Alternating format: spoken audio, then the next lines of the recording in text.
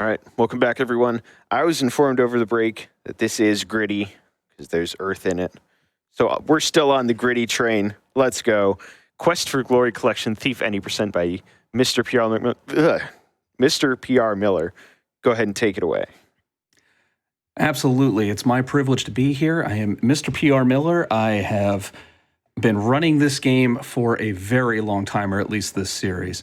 And this is my category. This is the one I spend the most time on. I've probably thrown myself at, although I have thrown myself at individual games in it.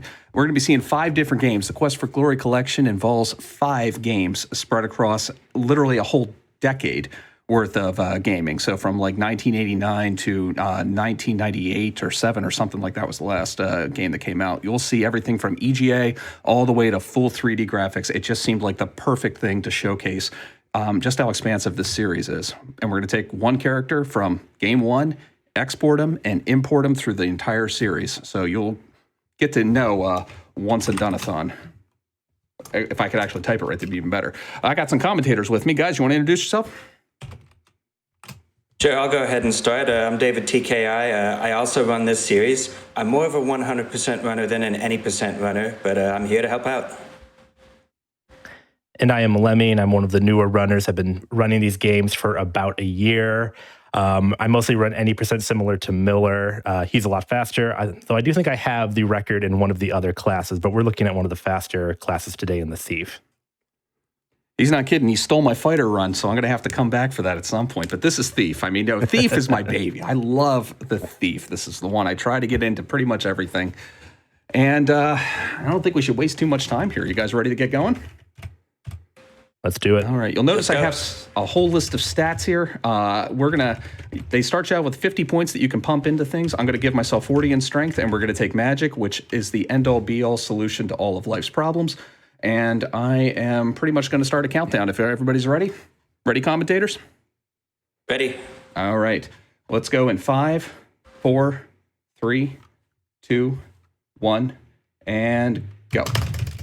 All right, so we're going to immediately start pumping up the game speed because Quest for Glory 1 goes very quickly. We go straight to the magic shop and get the open spell because all we need to beat this game are the open spell and 40 strength. Once we get the open spell, we're going to go straight to the Brigand Fortress. Now, I should point out that we are running version 1.0, the original Heroes Quest, and that comes with 2 things. It has high-speed hero, but it also allows you to use the hide-and-go-seek password without hearing it first, which will get Fred out of the way, because Fred is a super tough troll who wants to mess up your day. So you get him out of the way, you can get to the Brigand Fortress, you can sneak right past Toro if you wrestle the bushes without letting him see you first. Then you go inside, you use high-speed hero to get past one rope, but gotta hop over the second one. You end up in the cafeteria where the 3 Stooges are gonna come and get you, but this is not too difficult of a room, just type in the commands correctly. In Yorick's room, the safest thing to do is to use cast to get him out of the way. Probably Miller's not going to do that. If you just YOLO the room, you can get through it quickly. But safety saves all around because it's very easy to mess up something at these high speeds and then get the book thrown at you. So in Elsa's room, you're supposed to have a Dispel Potion for this point in the game, but you're going to cast the open spell to allow movement again, which is going to allow you to leave the room before she kills you, and then, well, that's Quest for Glory 1. Did everybody get that? It sounds like everybody might have, but man, I gave you way more time than I should have on that.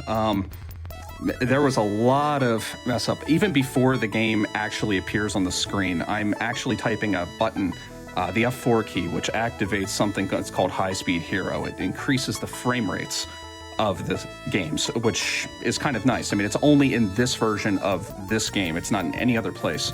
So we're playing it a lot faster. That was about 19 seconds or something ahead of where my record is on this, so I'm a little embarrassed that happened that way. Should be noted, still faster than David or I. Well, my PB is 1 minute 13 seconds, but 1 minute 15 for game 1 is really fast. Yeah, and there's 2 different versions of this game. There's actually a EGA version and a BGA version. For purposes of the collection, we allow runners to choose whichever version they want, since they're both official releases. And they each have their own ways and means. One is a point and click where you actually use the mouse. The other's you're typing on the keyboard. This one is done in a minute, but its ending is like 3 minutes long. It's actually about 3 minutes and 30 seconds long. And the next game, or if you were playing the remake, the VGA remake, that takes about 3 minutes to get through, and the ending is about 1:30, but everything's got to go right for that. So realistically, the EGA ends up being just slightly faster by, what would you say, David, about 30 seconds or so? About a minute. A minute? Okay, yeah, I agree. I mean, it's been so long since we've used VGA.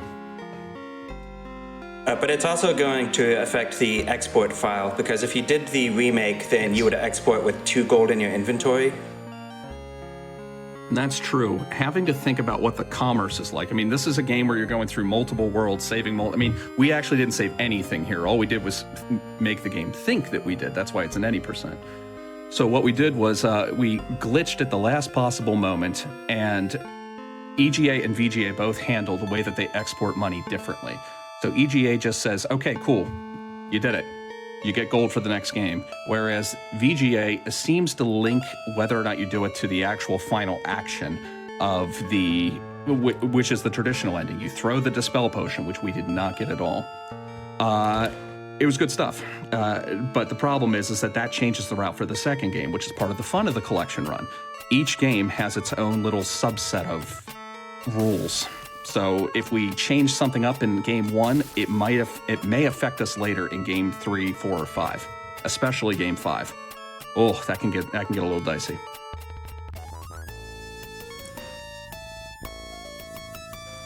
Should also be noted that, especially in this first and second games, we're picking up some spells from different magic shops that are going to be helpful for games like all the way to the end.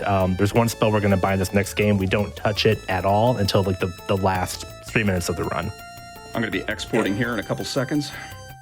Yeah, so on that note, Quest for Glory 2, we're going to be doing AGD Interactive's fan remake of it because it's a lot faster than the original EGA version. We do allow that for the collection run. The AGD remake does give you a couple of spells for free on import, to make sure Magic users or whoever don't end up short. So we're going to end up getting the Calm, Flame Dart, and Fetch spells for free. Had a pretty good exit of that first area. This is the day 1 of this game. This game actually ends up being on a timer, which is a little different from the rest of them. I mean, things happen on certain days, but you pretty much need to have what you need completed by certain benchmarks, because we're going to be trying to save this world from the 4 classical elementals, as if that's never been done in an RPG before. But we need to do it very quickly, so we're going to be buying a bunch of things, and only the things that are necessary in order to actually beat this game. Be thankful that the pizza elemental is optional. Yeah. Whew. Let's see. There we go. Yeah, so I'm going to bring up a bit of a difference between the original and the remake. The original does have some bugs that allow you to skip having to deal with the elementals at all. Unfortunately, it also has about 6 minutes of waiting and doing literally nothing in the last half of the game, and that makes it slower than this remake. So the fire elemental is going to appear on day 5, so we're just going to sleep until, night 5, because we got to do something at night. In between sleeps, we're going to be practicing the zap spell. You can hold F6 in this remake to just cast it repeatedly. That's going to get the magic skill up a bit, because we've got a bit of a fight coming up in Quest for Glory 3 where you really do want as much magic as possible.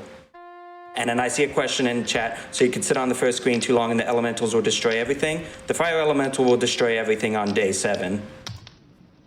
It'll also destroy you in one hit, so I'm very glad that we managed to not get clipped by it here. Did you even safety save for that? I don't think he did. I did it day 5. We'd have been fine. It's been a while since he's killed me, but I'm so used to not safety saving. Like, I'm going to be doing like safety saves that are a little out of character for me, because whenever I do like actual like record attempts on this, I don't safety save at all. Yeah, sheer muscle memory might mean we're doing some yellow strats here inadvertently. I hope nothing bad happens. God, I shouldn't have said that out loud. Yeah, didn't okay. you? Didn't you really? Yeah. What we're doing here. Yeah, go ahead, David. Yeah, we're picking up a couple of spells, Levitate, Force Bolt, Trigger, and Dazzle. Those are going to be useful in later games. Well, actually, Levitate's going to be useful right now because you're going to be using it to drop dirt into the air elemental because you don't have a throwing skill high enough to actually throw into the funnel, and you're certainly not strong enough to actually withstand the wind. So just Levitate, you drop the dirt, use the bellows to suck it up, and then that's all.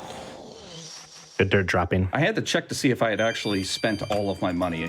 This route for the money is so tight that if I miss anything that I wouldn't be able to, I would actually get blocked by an interface that says it. So it seemed a little strange to me that I was, I don't know, something didn't seem right with the first purchases that I did. So I wanted to just double check to make sure I'm okay. And I lost count of what my sleeps are here. We should be okay. This should be day 13. If it's not, well then, okay, good. Thank God it didn't go any farther. We'd be dead. Yeah, better to go too short than too far. Good. The Earth Elemental destroys the city on day 14. So we're going to get into one of the reasons that we play as a thief. The thief gets the powder of burning from the apothecary.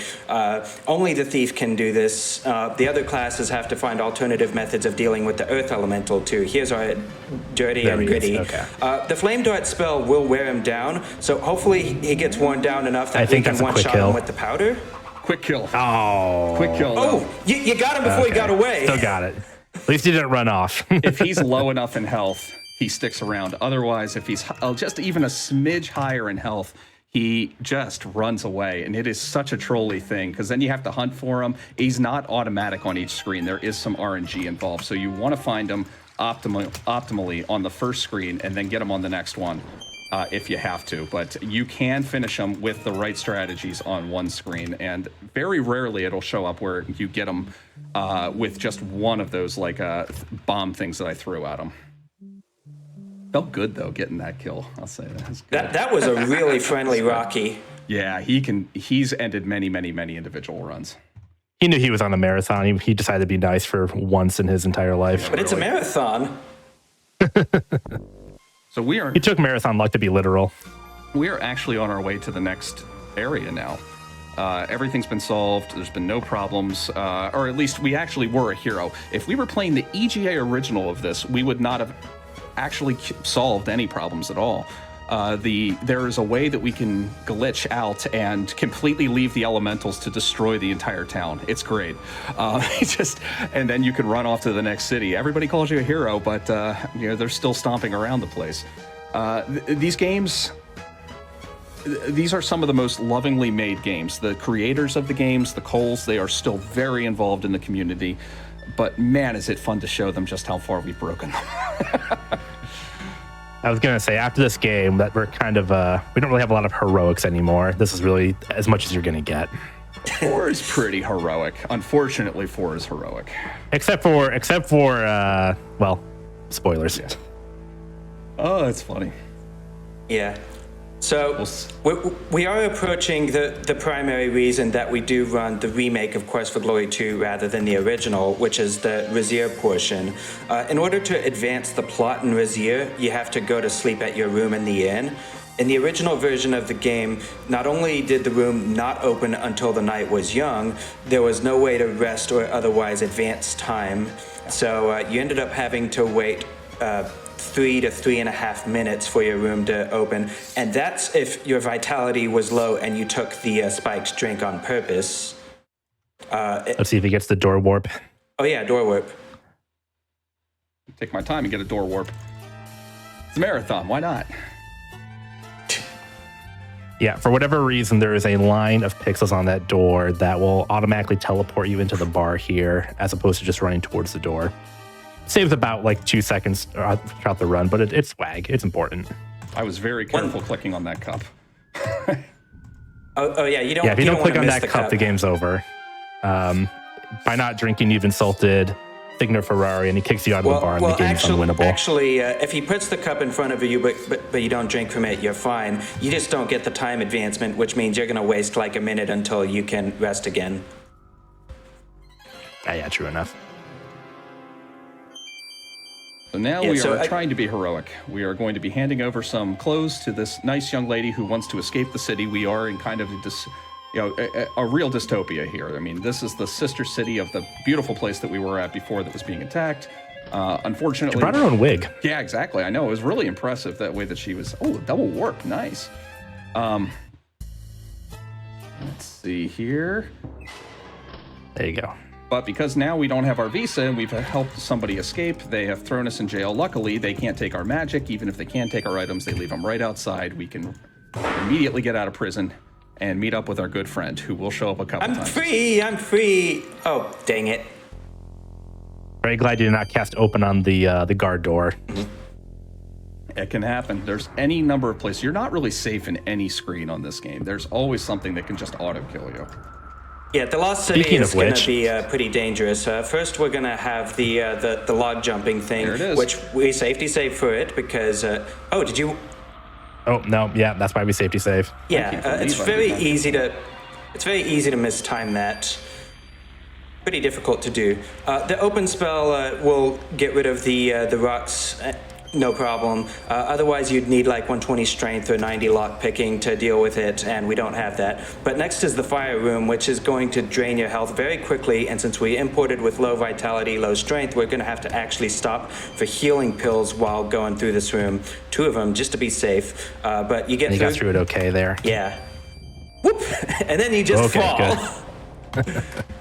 Which is dangerous. I gotta remember. I'm 3 to 4 seconds behind. You can get down safely, but it's slow, so we're just going to face plant.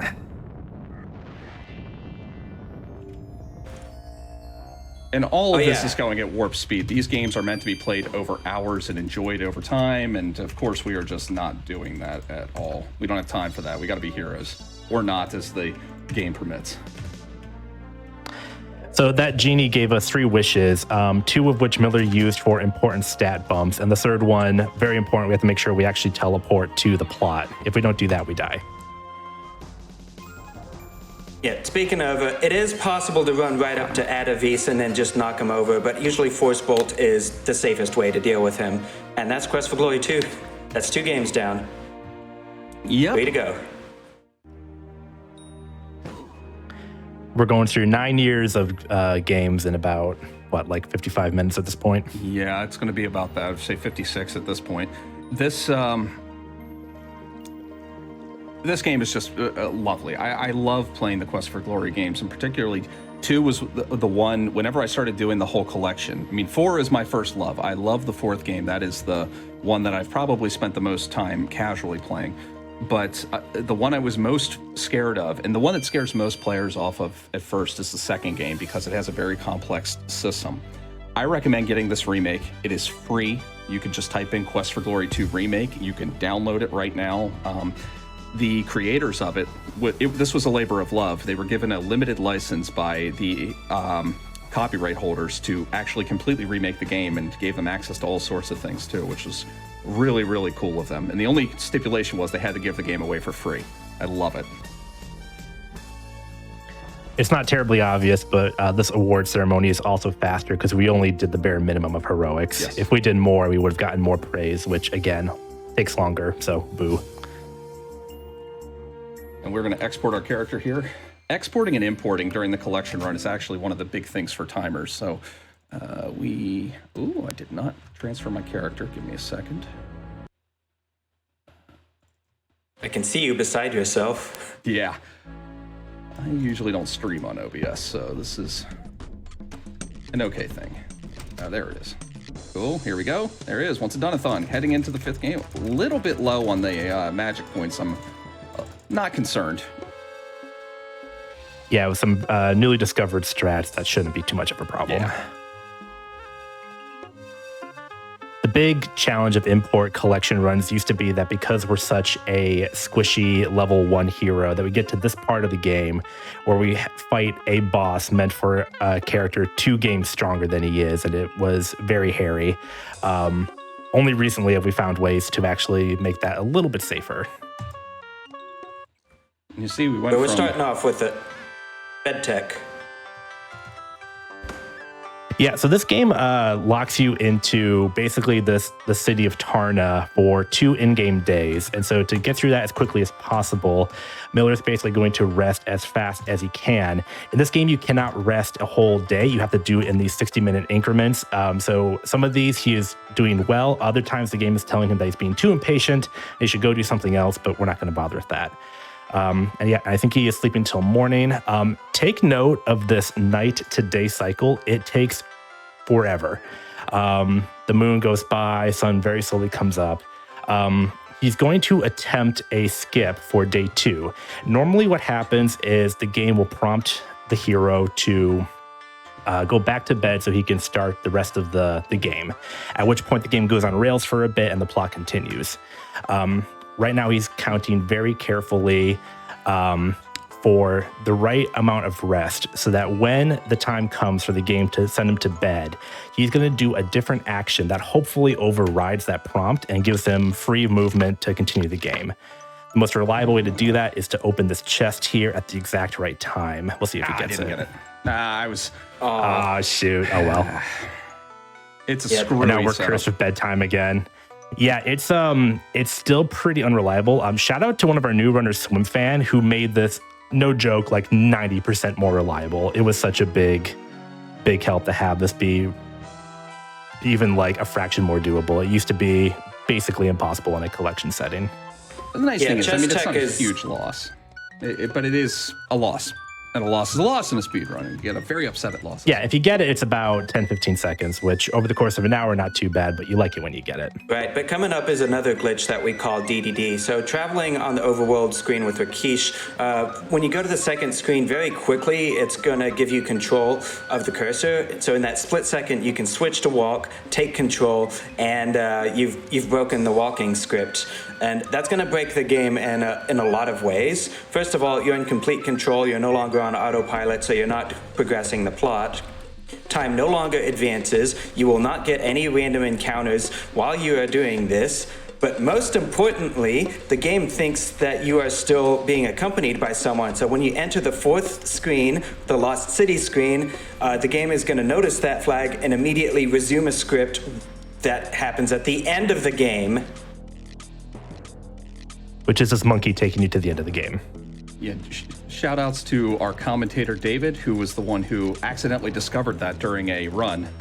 And it killed his run, as I understand it, but we've all benefited since then.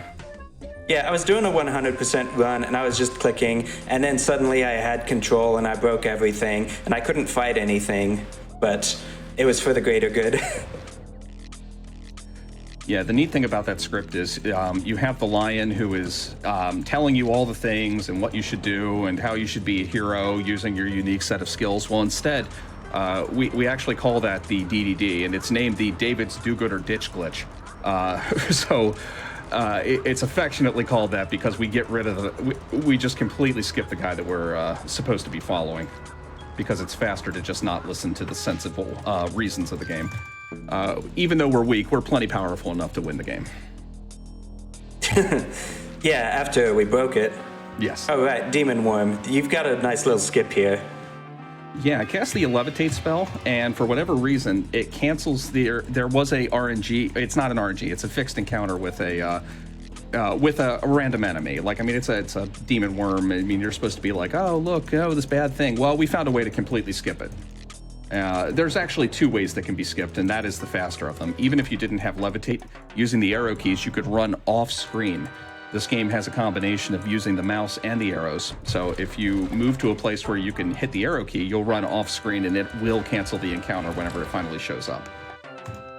Now I need to make sure that I'm using the spells that the second game gave me. It's another beautiful reason for using the second game, or the remake of the second game, because if we were to import into the original version of the second game, we would have only had 2 spells. One of them would have been open, and the other one would have been calm. But by going into the remake, we are in better shape, and I am going to take a safety save here just because. Yeah, we refer to this blue demon as Mike Tyson. He punches hard. Yeah, he's not too bad, but if he clips you once, it can get you in trouble. But you see here, Flame Dart does tend to keep him pretty stun locked. What Miller's doing here, it's a combination of Flame Dart and a spell called Zap, which charges up his dagger. That's so fast. Yeah, it's ridiculous. So that was a blink and you miss it. Though that stabbing animation he was doing, he wasn't actually attacking Mike Tyson there. For whatever reason, we don't know why yet, you will automatically just shank him as soon as you hit Zap after the Flame Dart and just switch to the combat menu, which is a much more guaranteed chance to hit than our underleveled hero normally just trying to swing at him, which used to take ages. I haven't seen that version of the kill before. It is cool. It is so like it's a chunky time loss. It is a huge time loss. That guy actually used to kill runs for me. And I mean completely kill runs. Like it was like, okay, here he comes. And it always used to drive me nuts because David would always be able to kill him and I would always suffer the loss. It's just one of those things where I'm like, why does he always kill me? Please enjoy this cutscene of people that we totally met and did all of their side quests. They're really happy to see us because we were such a good hero this run. This is supposed to be our wife. This is the man that she will marry. This is the monkey who we talked to and met randomly. And this is the demon that we just stabbed. Yeah, we're really making friends with everybody here. Yeah, you can either dispel her the correct way with a potion made of ingredients you collect throughout the game, or you can just beat the demon out of her like we just did. Yeah. Dispel potions and daggers. I mean, they've been solving problems for centuries.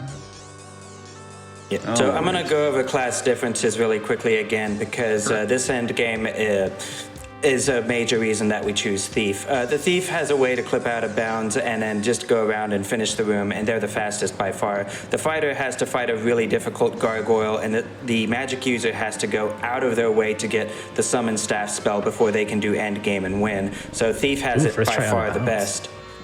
Wow. Yeah, first try.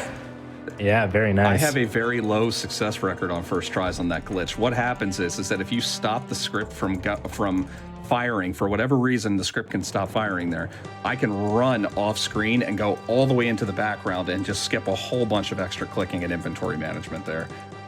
We just run to exactly where we need to be and do the final action. A lot of glitches in this game. Most of them are pretty safe, though.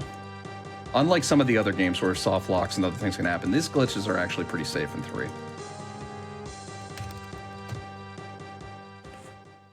So once we get to Quest for Glory 4, you're actually out of the most difficult parts of the run because Quest for Glory 4 wanted to allow you to import your characters from any of the previous games, but a Quest for Glory 1 hero just isn't strong enough to survive in this game. So Quest for Glory 4 will bump your stats up to minimum if they aren't there already. So strictly speaking, your import will always be at least as good as a starting hero, if not better.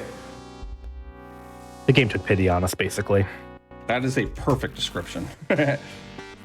All right, but this is also the game that we do not have a skip for, so I am very disappointed in us. I've been trying to break this game. We have mega skips for the first game, both the EGA and VGA. We have a mega skip for the second game's original. We have a mega skip for the third game. We have mega skips for the fifth game, but 4 has proved, even though it had the reputation as being a complete buggy mess whenever it came out, it is the most beloved of the series, I will say. But it, there we go. It does have a particularly robust engine that does not allow us to break it, even though we start in the final dungeon of the game, which is just incredible. There's a lot of glitches going on there already. Yeah, one that he just did was, it looks like he cast a spell once he got out of that cave. That wasn't a spell, that was a debug script command left in the game, which allows us to break time and space. Also, we can avoid talking to one lady. And not only that, we'll actually advance the day counter 1 day ahead just by resting 4 times on the way to town. Because this game, like the second game, is on a day-night schedule that we kind of have to do things in particular orders. You can go far longer, where we're not waiting for the end of the world like we were in the second game, but most of the game won't actually open up until day 5. And once day 5 happens, well, then we've got some heroing that we actually need to do.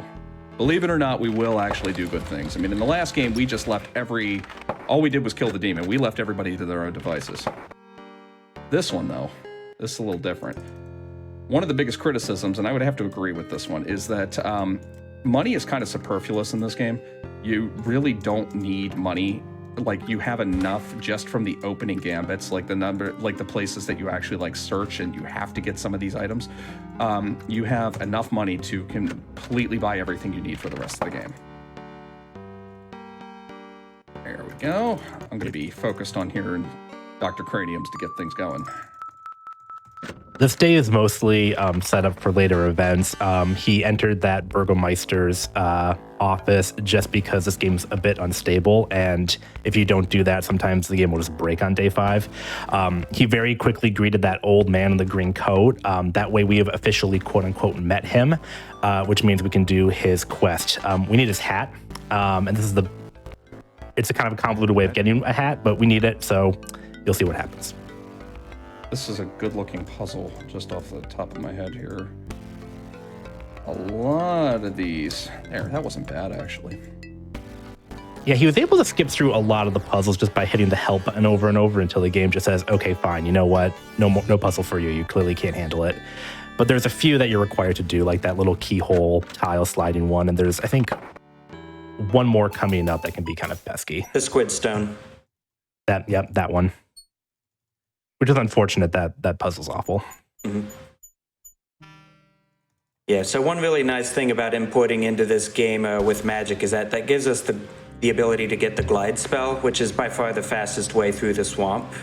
Acrobatics is quite slow, and wading through it, if you're strong enough, is a nice middle ground. But we do have to fight this one Chernovi wizard, and I think, Miller just pelts it with flame This is darts. fighting, right? Yeah, just, spamming the left mouse button. This is fighting. Usually 22 or 23 casts, depending on spell gains. And that's something we didn't really talk about. There are random stat gains throughout the game.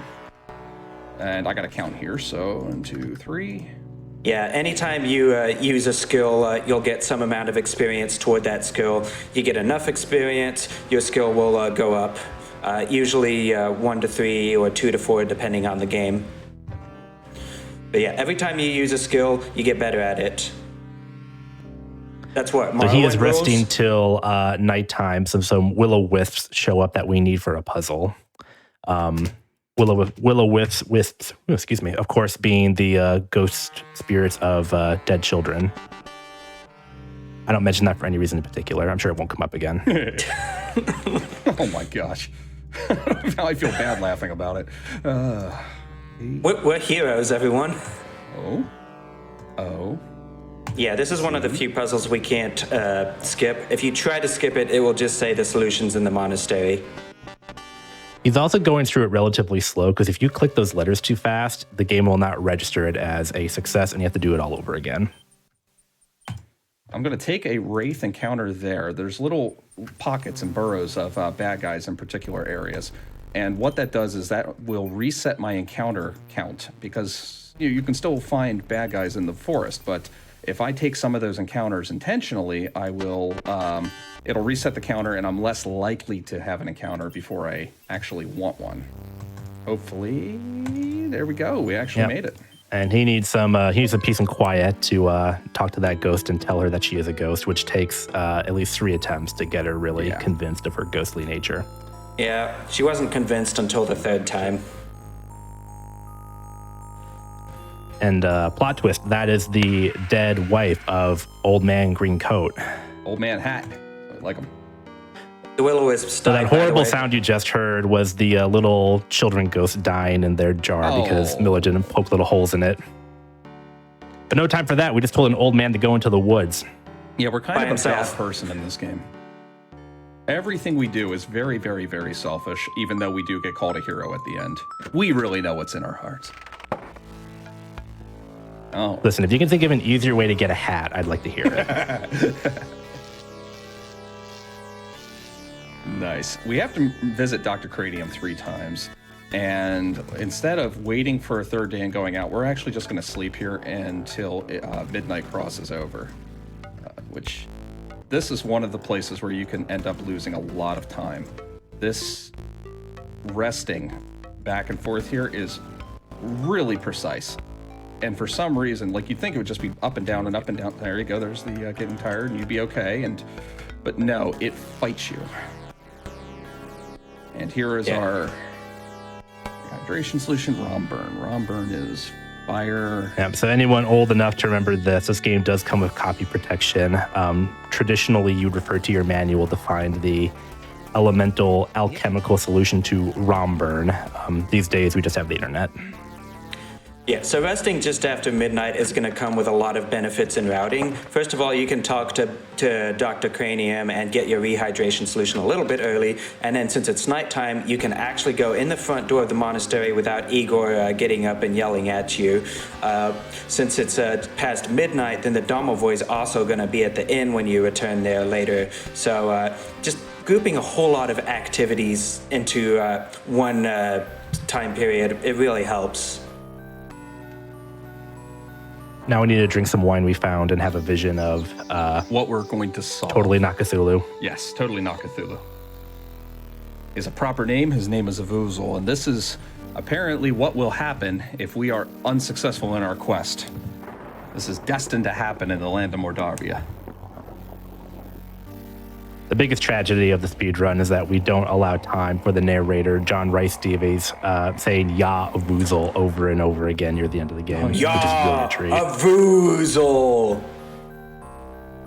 That's the beautiful part about this. The voice acting in this game, for being an early voice acted game, it is absolutely fantastic. Jennifer Hale, John Rhys Davies is the narrator. We've got some fantastic ad-libbed commentary from some 3 chuckleheads, and we won't actually talk to very many of them. Because we got things to save and people to do. So here we go. We're going to head into the inn. Notice we entered from our room, which we actually didn't buy yet. Now we've bought our room. We're going to come back out. Everybody's going to sleep. We've got a little house elf here who's a domovoy. We're going to talk to him twice, which, since we've already completed his quest, gives us access to the stall. We're going to use the stall to lure a small child into the woods and kill her best friend right in front of her so she can live. We haven't gotten there yet. Don't worry, no, we have to do all these things, and we need We to still let have to them deal know. with the other innocent person we lured into the woods. Yes. We do lure a lot of people out for our own benefit and gain. We need a stick. We need a stick, and that's the only way to get a stick. Tell me if you know a better way. Or, gotta count here. Yes, this is day 4. Day 4 is a very important day. It's one where we get a lot of rest. In preparation for what's coming Work-life up. balance is crucial. Nothing happens on day 4. I think that's right. Day 4 is the most boring day. Half of this game just feels like speed resting. A lot of it is. Quest for Glory 2 is all resting, and then we've got bed tech for Quest for Glory 3. We finish everything in Quest for Glory 5 on day 1, which is a real treat. And Quest for Glory 1 on day 1. So yeah, we're very effective in at least 2 out of 5 scenarios. Oh, you're gonna actually be a hero, because it's faster to save Igor than it is to let him die and then loot his corpse. And Yeah, until we find a faster way to ignore him, he's required, sadly. yeah, we do think that the best possible route for a mega skip for this game would be to be able to clip into the rover camp day 1. If it were possible to do that, Mr. Pure Miller has a bounty that he would pay out for something like that. Absolutely. If anybody can find any feasible mega skip in this game, particularly for the CD version, but I'd accept the disc version also. They are different. I have a $300 bounty if anybody finds one. We found 2 that involve some really, really, really version 1.0 disc jank. We call it it's almost like using in task terms a dirty SRAM if you're familiar with tool assisted runs. There is one way in the disc version that I found to do it that involves creating a saved game that technically can't exist. I have to give myself items that I shouldn't have, and then we can do it. And it actually cuts the time down in this game from about 30 minutes or 25 minutes or so down to like 4 minutes.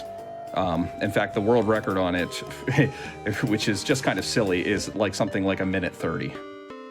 But it can't be Are you done. referring to the Quest for Glory category highly questionable percent? That is correct. We call it the highly questionable any percent because of its complete use of situations that can't exist. There is another one that was found by Well, apparently it was pretty known, but I believe one of our community, Brainiac, had found that the chest inventory does copy over and continue between saves, which is kind of interesting because we can create some neat scenarios there, but it still requires the setup of a glitched game in order to be able to use it. So we kind of DQ'd that also. So far, everything requires doing something else in a different game. Ooh, that was a bad guy. I don't want to fight that guy. All right, here we go. Now we found our old man.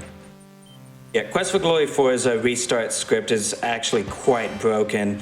At some point, Sierra made it so that clearing out all the flags and stuff was the responsibility of the game rather than SCI itself. And unfortunately, Quest for Glory 4 didn't quite pick up on that. So there's a whole bunch of stuff that should be reset, but isn't. All right, here's the Wraith fight. All right, fingers crossed. Who's a fan of Metroid? Got him. Because we're going to be using the Thief's acrobatics move. That was and good. To do Oh, that's good. that was clean. a love really good fight. That's one Amazing. of my better ones. I don't have a very good track record on that guy. He always seems So to the ruin ideal my is my best run. You get some screw attacks in until your stamina gets pretty low, and then the Wraith actually hits you with one of its projectiles. But if it does so at the right time, then you're right there in front of it, and you can just go to town on it with a zap power dagger, and it goes much, much faster than either screw attacking until you run out of stamina or shooting fire darts at it, all this other stuff. So that was great. That was like by the book. Yeah. We needed that hat to bribe a skull. That's why we killed that old man. Yeah, it's one large fetch quest that's pretty convoluted and involves a lot of murder. But this is a person. This is a character that we're meeting who was originally in Quest for Glory 1. Now, if we were doing the 100% route, we would have. This is the ultimate big bad of the area. But the game assumes that you've met her at some point. I mean, it would have taken a lot of extra effort to program in a first meeting here and other things. So, canonically, you do save the first realm that we just kind of ran through, that first game. You do save it from this ogress who is Baba Yaga in her humor, and her chicken hut, which is always fun. I just thought she was here the whole time. I just thought she was mean to us because she's just a rude person. She does turn us into things. But now we've given her an elderberry pie and some garlic. She's our new best friend. She will now give us the things that we need to potentially destroy the world. She is one of those. Which are 5 pieces of paper. 5 pieces of paper. Yep. Yeah, Hero here is the original DoorDash, delivering Baba Yaga's groceries to her in exchange for Eldritch Dark Ritual. Man, that's a currency. I don't even know what the exchange rate is on that. All right, into the crypt to find ourselves another person to lure into the forest. This crypt / castle is a good opportunity to grind up our open spell skill, which we need to be at a certain value for it to actually properly import into the next game. Yeah, basically, Quest for Glory 5 Dragonfire will allow us to import spells, but if our spell skill is below 50, then it won't import properly. So you need to make sure Open and Trigger are both at 50 plus. Luckily, since we bought Trigger in Quest for Glory 2, it started at 50, so we probably don't have to worry about that one. But Open, we're going to be using on all the doors in these castles, which is actually pretty convenient because since we are a thief, every single one of these doors is locked, and we'd normally need a thieves toolkit to open them. Luckily, the open spell will do it for us. So, yeah. A little bit of struggle there, but all things considered, we're still in good shape. That door was fighting me for some reason. I've never had that happen. I can say that. It's marathon time. Yeah, for a second I thought maybe we had discovered an exciting new soft block. I know, I was very upset for a minute. I was like, don't do this to me. This is not one of the places you're supposed to screw up Quest for Glory. Soft locks are a very real reality in pretty much every game in the series. There's lots of things you can do that the developers did not plan on. What I did even that race fight can hit Hero on his butt and cause him to sit like that for all eternity and ruin your run. Haven't had that happen in a while. It's usually a guarantee that you'll find a new soft lock during a marathon run. But we're praying like... So this is Toby. Toby's a nice guy. He's a great guy. He's the best friend of this So obviously we're going to kill him. We need Toby's life to unvampire this little girl. Just normal hero stuff. And he really is the hero of this game. No, I mean, Toby, no. He's also a human battery no. now, or a monster battery, but I mean, F's in the chat for Toby. yeah, poor Toby. Rip in peace, buddy. We'll never see him again. Good to know you. All right, time to sleep. Right. We got over it. Yeah. So everything's been building up to this part of the game. We basically need... Well, first of all, we need Arana's staff in order to get the note from Adavis, but we also need to give the gnome his humor back and learn the ultimate joke. Once those two conditions are met, then we will get the fake note, which will start the events of Endgame. Now, that would normally lead us onto a quest to collect all 5 rituals of the Dark One, but we have already collected them, so that's going to make that quest very short. Got a little worried there that I may have rested too many times. We're okay, though. You have to visit him twice. The second time, I mean, you can't just give him the item that you got for him. Technically, you didn't even know that he existed, but we asked... And this is one of those sequence breaks that we're not... Like, we know about the gnome, we told about the gnome, but we never actually met the gnome, so how did we know about the gnome? This game must have been a logistical nightmare to program. It must have been, because there's so many different ways that we can kind of just sequence break and talk about people that you've never met. Which, again, makes it all the more startling that we haven't found a huge skip for this yet. Yep. This would be another good place. I'm going to meet up with our old friend Adavis, who was the big bad of Quest for Glory 2, and he's going to take us into the dungeon, which really does kick off the events at the end game here. And let's see. Yeah, he was that guy that Miller knocked off a tower. Hey, where are you? Come back. So one of the victims of your heroics actually came back to get revenge. That's another debug script command. We cast a not spell to break a cutscene where that guy yammers on for a bit, and we're just going to move to the next screen. And we find out that Jennifer Hale has the best bed hair. It is really impressive. This was, I think, her first video game voice acting gig, too. I believe that is correct, yeah. Considering how much she's been in before, I wonder if she remembers her humble beginnings of the greatest Sierra game. Objectively, that's my objective opinion, fact on that. I love this series. It was perfect for One-And-Done-Athon. All right, we're at the end game. We did the bare minimum of what was required in order to get us to this point, right where we started. Unfortunately, to manage our low heroics, we did manage to grab a bunch of rituals to awaken a dark god, so that doesn't seem too heroic. Chat's asking, guys, what's your favorite game in the series? 4. I think 4 objectively is probably the best one. However, I will always have a soft spot for the second game. Well said. I just think it's very, I don't know. It warms my heart. Yeah, the original Heroes Quest has been the most fun for me to run. Our community definitely has a lot of passion for the original game, which is definitely kind of the most complicated from an RPG standpoint. So I definitely see why that is. The 4th is my favorite also. I make no bones about it. But if you catch me on a weird day, I will say number 2. No bones about it. That's on you, Miller. You made that pun. That was all you. Did I make a pun? Oh, shoot. Yes! Oh, gosh. I'm the only guy in the Quest for Glory community. I mean, there's puns all through all 5 games. And even its unofficial sequel series through Hero U, even though it's done by the same developers. But I will say I am the only Sierra Quest for Glory guy who does not like puns. And if I made one right now, I apologize. Is that why you speedrun it? Because we skip all the puns? Yeah. It makes me feel like I'm doing something for, all of humor and humanity. Here we go. This is the slowest of the rooms. Yeah, the breath and sense ritual rooms are going to be somewhat interesting. Well, the breath ritual, maybe not so much. It's just do the solutions in the usual order, right, left, middle, and on high. The thief is going to get slammed into the wall, and so you're going to climb the fourth wall to get out of the room. The fighter would have the fastest but most... Well, the fighter's solution is the fastest if done right, but if you don't do it right, then they'll be slower, and the magic user will be slower. So I don't know, I guess Thief has it all right.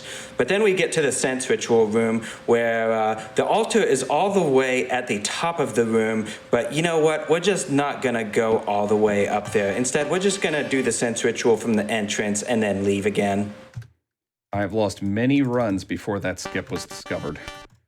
And I love the fact that skip was discovered because you're not safe in that last room. You can skip a lot of things, but you can actually run out of HP in that area pretty quickly if you get unlucky.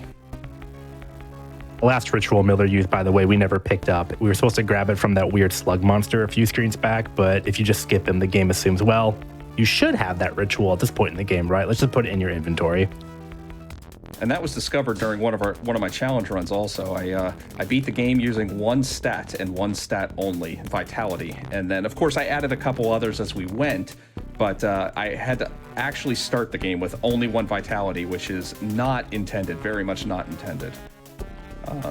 We've got pretty good solutions for all of them. And there we go. We did a plunging attack on a wizard inside the heart of Cthulhu. That's about as epic of an ending as you get. And yeah, but he was laughing while he did it. The soundtrack in the Force game, I mean, all the games have a great soundtrack, but the Force one especially has just a really rocking soundtrack. I love every bit of it. Yeah. Number 5 is good also. We're heading into that one. It's a shame we won't hear more of it because I'm going to really break that game. All right. Yeah, we're going to skip a few. What are you going to do? No major glitches. Sooner or later. On 5. All right, here we go.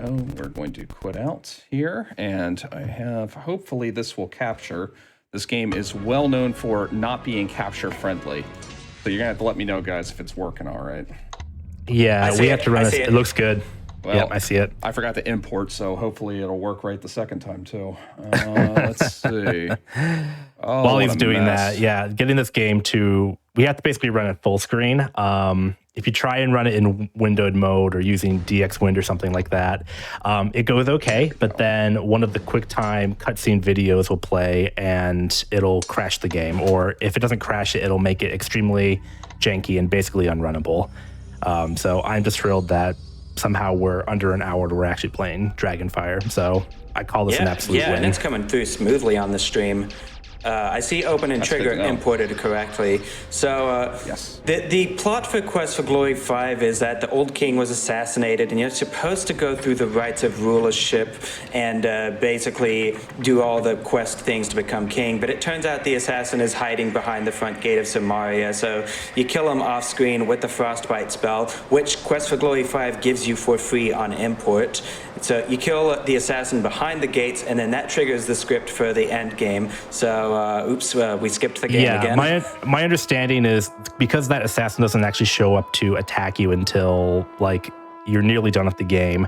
The solution was, well, let's just stick him in the wall until his Q is on, and you can just shoot an AOE spell at him until he's dead, and the game gets confused and thinks, well, I guess we're almost done with the game.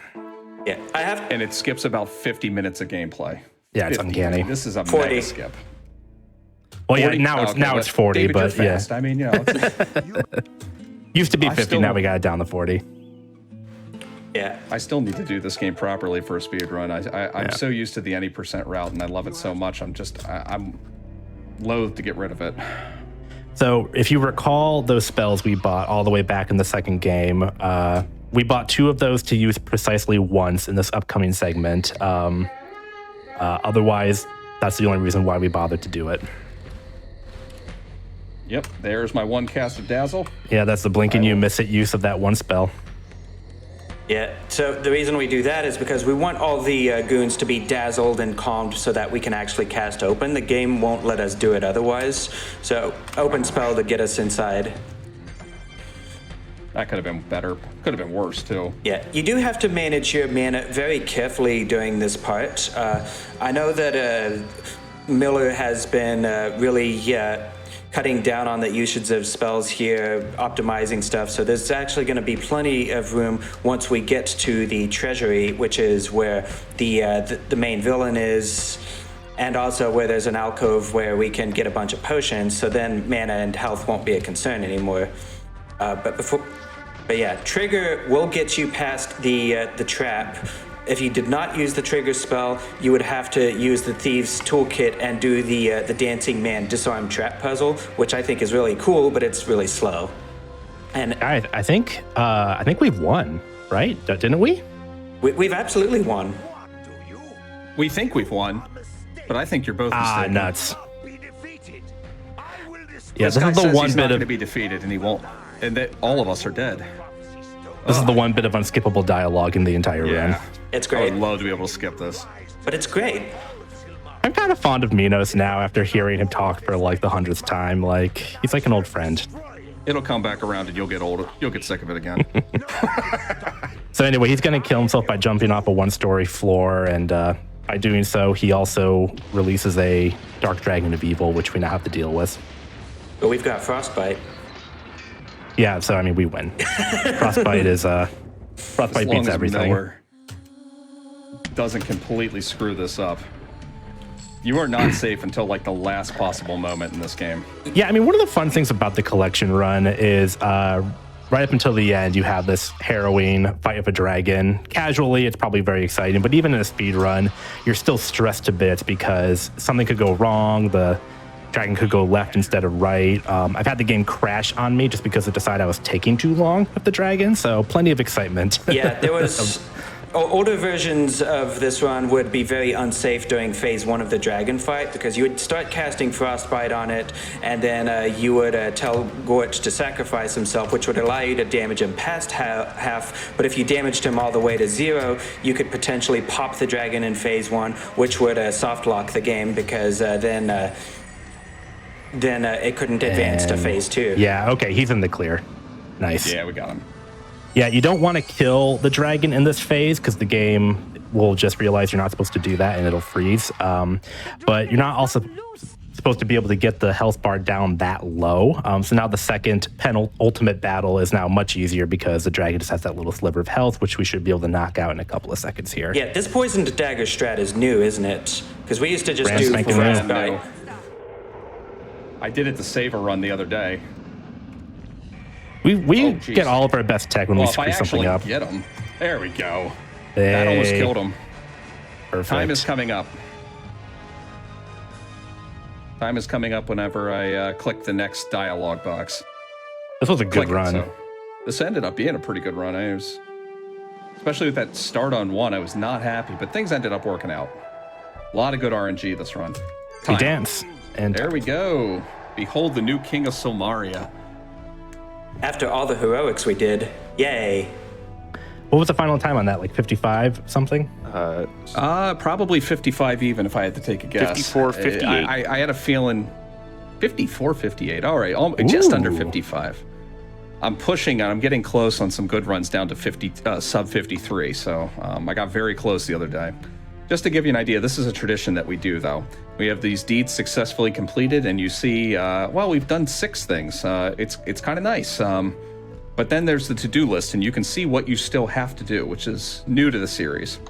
And we have all of these things that we completely skipped. We skipped so much, and this is definitely a game that's worth going through. In fact, it's a whole series that's worth going through. You have the option to export. It's completely not worth anything because there's nothing to actually import it to. They were planning to have a expansion pack or something along those lines. But it's kind of appropriate to have the export feature, even if it doesn't go anywhere, because that is what made Quest for Glory so neat. Save your hero forever. And that is, yeah, that is Quest for Glory. It has been my absolute privilege to be able to show this game off, and I hope that this inspired you. This game is pretty cheap. It goes on sale frequently for $5, and normally it's only 10, all 5 games, and you can play the second one for free. So it's definitely worth picking up on GOG or Steam. It's on both. And our community is available for you on Discord. Yeah, I was gonna say I really like games like this. I might check this out too, just as a casual game for now. But speedrunning in the future. But I really like. It's fantastic as a casual. Yeah. Okay. Well, yeah. Thank you again, Mr. PR Miller, for the run and traditional One-And-Done-Athon. Goodbye forever. Hope to see you in future events. Nice.